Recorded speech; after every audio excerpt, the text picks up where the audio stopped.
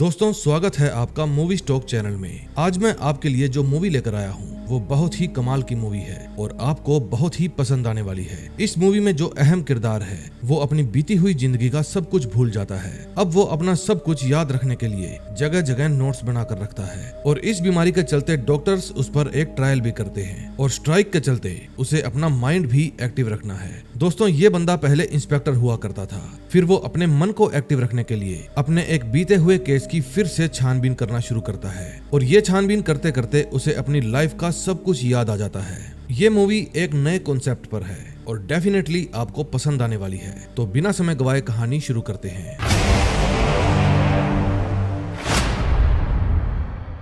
Movie की शुरुआत में हमें रॉय नाम का एक आदमी दिखाया जाता है जो एक एक्स होमिसाइड डिटेक्टिव था। इस बंदे ने अभी तक रिटायरमेंट नहीं ली है। ये बंदा अल्जाइमर नाम की एक बीमारी से जूझ रहा है। मूवी में रॉय के अतीत के बारे में ज्यादा जानकारी नहीं दी गई, लेकिन फिल्म में आगे बढ़ते हुए हमें रॉय के बारे में कई चीजें पता चल जाएंगी। रॉय अपनी सर्जरी के बाद बहुत ही कठिन दौर से गुजर रहा था क्योंकि उस पर किए गए एक्सपेरिमेंट बहुत ही दर्दनाक थे। उसका अल्जाइमर उस स्टेज पर पहुंच गया था जहां वो अपना नाम भी याद नहीं रख पाता था। उसने अपने अपार्टमेंट में अपना नाम और अन्य आवश्यक चीजों को याद रखने के लिए नोट्स लगा रखे थे ताकि जब उसे उनकी जरूरत पड़े तो उसे सब कुछ याद आ जाए। एक दिन रॉय को एमिली नाम की एक लेडी का फोन आता है। वो लेडी एक नॉन प्रॉफिट संगठन के लिए काम किया करती थी जो गलत तरीके से कैद किए गए कैदियों को लीगल सपोर्ट प्रोवाइड करती है। वो रॉय से किसी केस के सिलसिले में मिलना चाहती थी। फिर रॉय भी मान जाता है और उससे मिलने के लिए चला जाता है। वे दोनों एक बार में मिलते हैं। बार में मुलाकात के दौरान वो आइजैक सैमुअल नाम के एक कैदी के मामले को रॉय के सामने उठाती है जो 10 सालों से जेल में बंद था और उसे मौत की सजा सुनाई गई थी। एमिली का मानना है कि उसे फंसाया गया था और रॉय उन पुलिस वालों में से था जिन्होंने हत्या की रात आइजैक से पूछताछ की थी। अब आइजैक को अगले महीने ही फांसी की सजा सुनाई जाएगी और इसी कारण आइजैक ने रॉय से मिलने की अपील भी की थी। दरअसल 10 साल पहले आइजैक पर डॉक्टर जोसेफ वीडर, जो कि एक प्रसिद्ध मनोवैज्ञानिक थे, उनकी हत्या का आरोप लगाया गया था। हालांकि आइजैक ने अपराध स्वीकार कर लिया था, लेकिन अब वो दावा करता है कि उसने कोई जुर्म या मर्डर नहीं किया, बल्कि पूछताछ के दौरान उसे कुछ डिटेक्टिव्स द्वारा धमकी दिए जाने के कारण उसने उन आरोपों को स्वीकार कर लिया था। क्योंकि जिस समय पूछताछ हो रही थी वो नशे में था। आइजैक का दावा है कि डॉक्टर वेडर ने उनके खिलाफ गवाही दी थी और जब उसे अपने बेटे के लिए कोई बेबी फॉर्मूला चोरी करते हुए पकड़ा गया था, फिर जिस रात वेडर की हत्या हुई वो वेडर से मिलने के लिए गया था ताकि वो उन्हें गवाही देने और बयान बदलने के लिए मना सके। लेकिन जब वो वहाँ पर पहुँचा तो उसने किसी और को डॉक्टर वेडर को एक बेसबॉल बैट से मारते हुए देखा।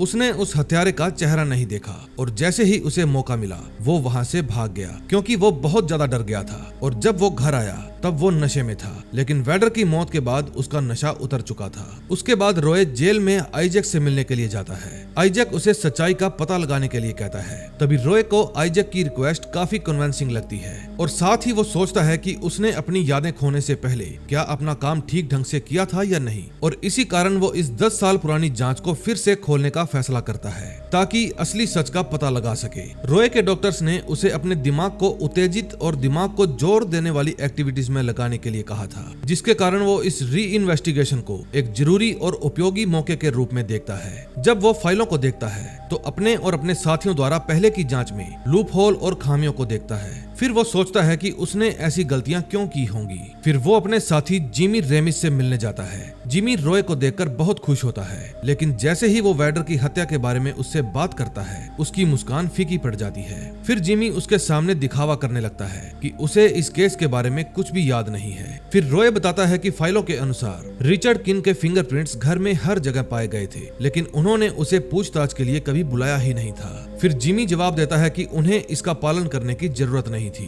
क्योंकि आइजैक ने पहले ही अपराध स्वीकार कर लिया था। फिर जिमी से कोई भी मदद न मिलने पर रॉय अपने घर जाता है। फिर वो अन्य सुरागों की तलाश करता है जहां उसे ये पता चलता है कि उस केस की क्लोजिंग फाइल में सिर्फ जिमी के ही साइन थे। हालांकि जिमी और रॉय दोनों ही उस केस को इन्वेस्टिगेट कर रहे थे। अब सोचने वाली बात ये थी कि उस फाइल पर जिमी अकेले के ही साइन क्यों थे। ये बात रॉय को बहुत ही अजीब लगती है, लेकिन तभी उसे जिमी का फोन आता है और वो रॉय को बताता है कि उसने रिचर्ड फिन को ढूंढ लिया है। वो फेंटेनाइल नाम के एक ड्रग की ओवरडोज से मर चुका है। उसके बाद रॉय मॉर्ग में जाता है जहां वो रिचर्ड की डेड बॉडी को देखता है। वहाँ वो देखता है कि उसके हाथ में सिर्फ एक ही सुई का निशान था और उसको देखकर उसे लगता है कि इसकी हत्या हुई थी। लेकिन जिमी रॉय को बताता है कि फिन शायद नशेड़ी बन गया था और इसी कारण उसकी ड्रग ओवरडोज से मौत हो गई। फिर उसे पता चलता है कि रिचर्ड ने कुछ दिन पहले आइजैक से जेल में मुलाकात की थी और उसकी लाइफ पर एक किताब लिखने की बात की थी। अब ये बात जानकर वो रिचर्ड के बारे में और जानना चाहता था। फिर वो फिन के अंतिम संस्कार में जाता है जहाँ वो एडी से मिलता है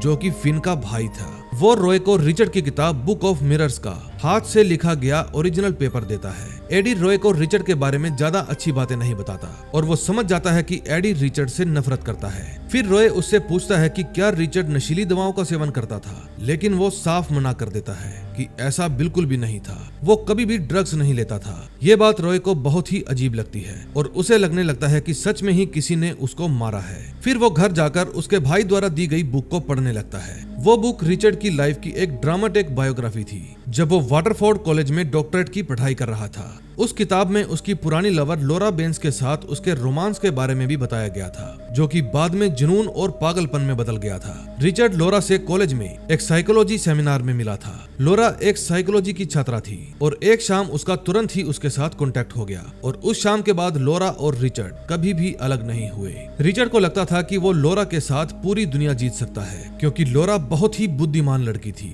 और वो 5 भाषाएं भी बोल सकती थी। उसके पास डबल बैचलर की डिग्री थी जो हर किसी इंसान के बस की बात नहीं थी। लोरा ने रिचर्ड को पूरी तरह से अपने रूप और इंटेलिजेंस से मोहित किया हुआ था और इसके अलावा लोरा भी रिचर्ड के टैलेंट को पहचानती थी और उसे जीनियस मानती थी। लोरा ने रिचर्ड को बहुत ही इम्पोर्टेंट महसूस करवाया। उन दोनों का यह रिश्ता हालांकि कुछ ही महीने तक चल पाया। फिर उन दोनों की लाइफ में डॉक्टर वैडर आए और उनके आने के बाद चीजें बदलने लगी। डॉक्टर वैडर लोरा के रिसर्च फेलो थे। उस समय रिचर्ड की इकोनॉमिकल कंडीशन अच्छी नहीं थी, इसलिए लोरा ने उसे डॉक्टर वैडर के निजी लाइब्रेरी में काम दिला दिया था क्योंकि वैडर को भी उसकी लाइब्रेरी के लिए एक क्यूरेटर चाहिए था और रिचर्ड उस रोल के लिए बिल्कुल फिट था। फिर कुछ महीने बीतने के बाद लोरा रिचर्ड से दूरी बनाने लगती है और कुछ समय के बाद ही रिचर्ड को लगने लगता है कि लोरा उसके साथ धोखा कर रही है। फिर रिचर्ड लिखता है कि वो यकीन से कह सकता है कि लोरा और वैडर सिर्फ रिसर्च फेलो ही नहीं बल्कि इससे ज्यादा थे। फिर इसके अलावा वैडर की लाइब्रेरी में किताबें व्यवस्थित करते समय उसने एक रिसर्च पेपर का फॉर्मेट देखा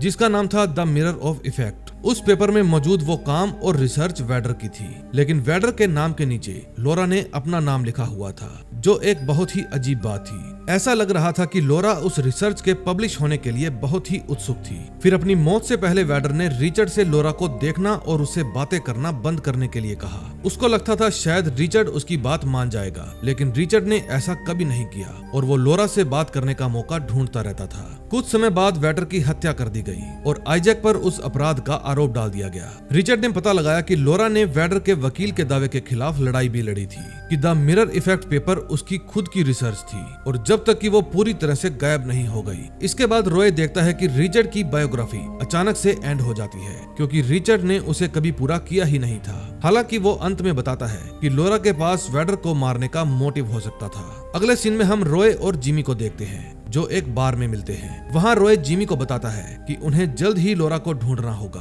क्योंकि वही है जो वैडर की मौत के बारे में बता सकती है, लेकिन वो नहीं जानता था वो कहाँ मिलेगी। उसके पास उसके बारे में कोई भी जानकारी नहीं थी। रॉय बताता है कि उसे वैडर के केयर टेकर के बारे में भी जानना है क्योंकि वो भी गायब था। हो सकता है वो भी बहुत कुछ जानता हो, लेकिन वो उसे भी ट्रेस नहीं कर पा रहा था। फिर जिमी उसे समझाता है कि केस अब बंद हो चुका है और उसे भी आराम करना चाहिए, लेकिन रॉय बताता है कि वो लोग ऐसा कैसे कर सकते हैं। एक बेगुनाह को सजा दी जा रही है और वो उसे हर कीमत पर बचा कर रहेगा। उसके बाद रॉय रिचर्ड की बीवी के बारे में बात करता है और उससे मिलने के लिए कहता है। उसके बाद जिमी वहाँ से चला जाता है। तभी रॉय को वहाँ पर लोरा नजर आ जाती है, लेकिन ये सब रॉय का वहम था क्योंकि ये सब अल्जाइमर के कारण हो रहा था। फिर रॉय अपने डॉक्टर के पास जाता है। वो डॉक्टर को बताता है कि आज उसने एक ऐसी लड़की को देखा जिसको उसने कभी देखा ही नहीं हुआ था। उसके पास उसकी एक पिक्चर है जो बहुत ही पुरानी है। फिर डॉक्टर उसे बताती है कि ये सब चीजें इस बीमारी में एक आम बात है, लेकिन उसको जिस लड़की का वहम हुआ अगर वो सच में है तो वे लोग इस बीमारी को ठीक करने में बहुत करीब हैं। अब रॉय रिचर्ड के बारे में और बहुत कुछ जानना चाहता था इसलिए वो डाना फिन के पास जाता है, जो कि रिचर्ड की वाइफ थी। एडी की तरह डाना भी रॉय को बताती है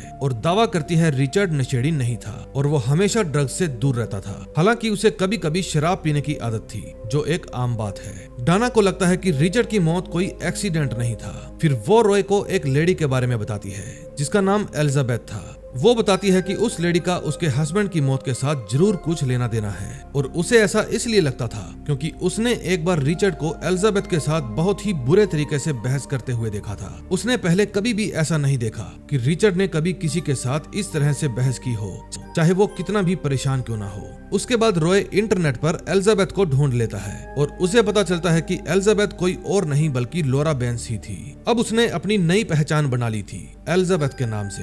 रॉय को एलिजाबेथ उसकी यूनिवर्सिटी में ही मिल जाती है। एलिजाबेथ रॉय को पहले से ही जानती थी, लेकिन रॉय उसे नहीं पहचान पाता। फिर वो उसको रिचर्ड की बायोग्राफी देता है और उसके बारे में उसे बताता है, लेकिन एलिजाबेथ दावा करती है कि रिचर्ड एक स्टॉकर था और वो उसे अनसिक्योर महसूस करवाता था। एलिजाबेथ को देखकर रॉय को लगता है कि शायद वो भी उसे जानता है और उसे महसूस होता है कि उसने पहले भी कभी इसके साथ मुलाकात की है, लेकिन अब ये बात उसको अपनी अल्जाइमर वाली बीमारी के कारण याद नहीं थी। फिर उसे लॉरा को लेकर वहम होने लगता है। इस दौरान वो लॉरा को बताता है उसे जल्द ही इस बुक को पढ़ लेना चाहिए क्योंकि आइजैक के पास ज्यादा समय नहीं बचा और उसे 1 महीने के अंदर अंदर सजा दे दी जाएगी। रॉय बताता है कि वो बेगुनाह है और उसे ये सजा नहीं मिलनी चाहिए, लेकिन लॉरा कहती है कि जब उसे टाइम मिलेगा वो इस बुक को जरूर पढ़ेगी। इसके बाद रॉय के पास जिमी का मैसेज आता है और फिर वो वैन नाम के बंदे से मिलने चला जाता है। वैन अब एक बूचर था जो कि मांस बेचता था, लेकिन जब वैडर जिंदा था तब वो वैडर के लिए ही काम किया करता था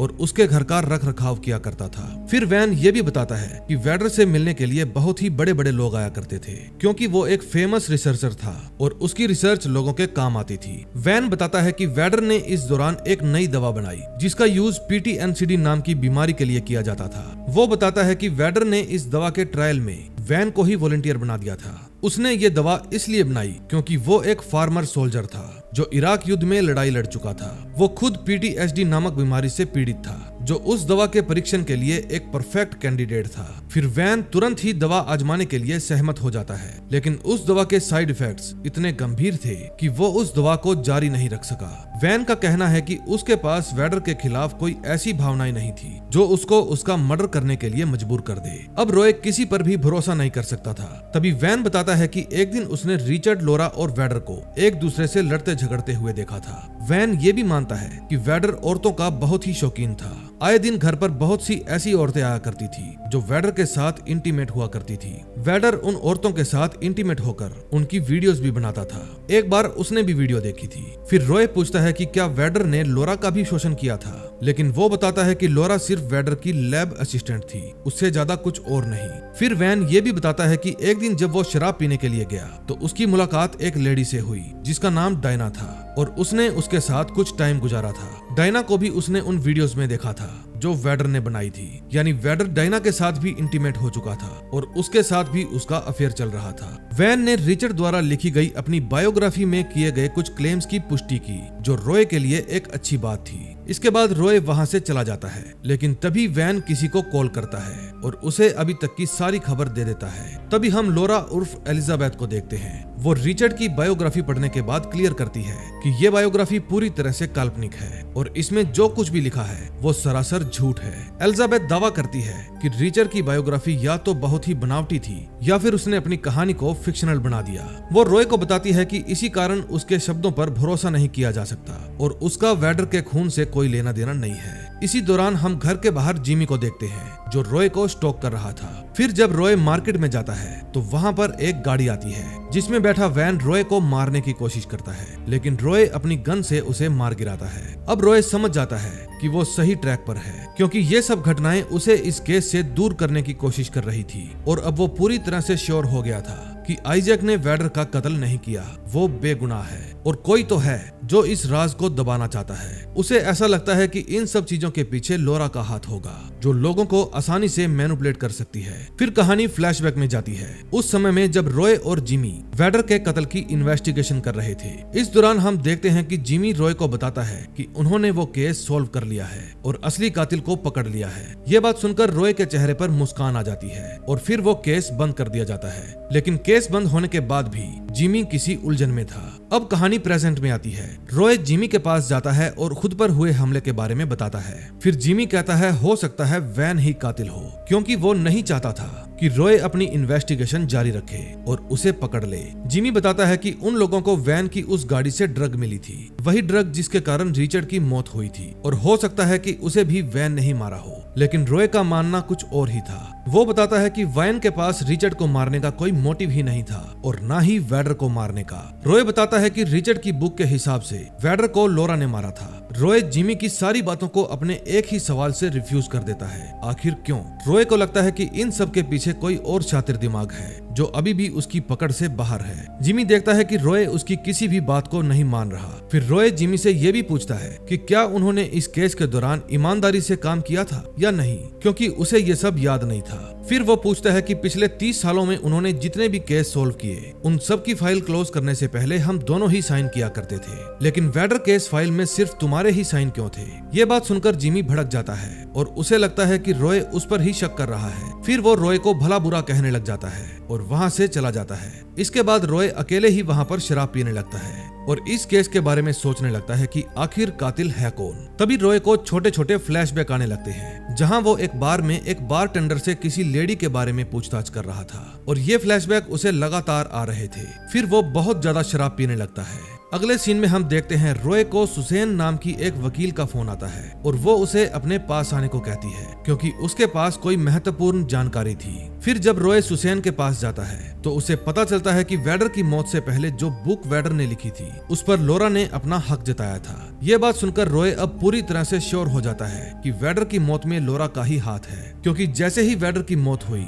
लोरा ने उस बुक को दोबारा अपने हाथों से लिखकर अपने नाम पर पब्लिश कर दिया था और यहीं से रॉय का शक उसके ऊपर और भी गहरा हो जाता है। उसके बाद रॉय वैडर के घर पहुंच जाता है जहां पर उसका कत्ल हुआ था और ये घर वैडर की मौत के बाद से ही बंद पड़ा था। वो वहाँ पर कुछ इन्वेस्टिगेशन करने के लिए गया था। उसे विश्वास था कि उसे इतने सालों बाद भी वहाँ पर कोई न कोई सुराग जरूर मिलेगा। तभी उसको उस घर में कुछ ऐसी चीजें नजर आती है जिससे वो समझ जाता है कि घर के गार्डन में खुदाई हुई है। फिर वो घर के गार्डन की तरफ जाता है और वहाँ उसे खुदाई करने के बाद एक बेसबॉल बैट मिलता है जिससे खूनी ने वैडर को मारा था। हालांकि 10 साल पहले इस बैट को रॉय और जिमी की टीम ढूंढने में नाकामयाब रही थी, जो कि एक अहम सुराग था। फिर जिमी और लोरा रॉय से मिलने के लिए आते हैं। जिमी रॉय को बताता है कि उसने उसे पहले ही आगाह किया था कि वो इस केस को छोड़ दे, लेकिन रॉय ने उसकी बात नहीं मानी। फिर रॉय जिमी को बताता है कि अब वो जान चुका है कि इसके पीछे जिमी और लोरा का ही हाथ है, क्योंकि एक समय ऐसा भी था जब जिमी के पास अपनी वाइफ का इलाज करवाने के भी पैसे नहीं थे और आज वो नई नई गाड़ियों में घूम रहा है। ये बात रॉय ने पहले ही नोटिस कर ली थी, पर उसने जिमी को नहीं बताया था क्योंकि जिमी उसका दोस्त था। उस समय लोरा के पास एक गन थी जो वो रॉय को मारने के लिए लेकर आई थी, लेकिन जैसे ही रॉय जिमी पर इल्जाम लगाता है तो लोरा उस गन को वापस रख देती है। फिर वो रॉय को बताती है कि वैडर के कत्ल में उसका कोई हाथ नहीं था और ना ही उसने जिमी को किसी को खत्म करने के लिए पैसे दिए। फिर वो बताती है कि कुछ सालों पहले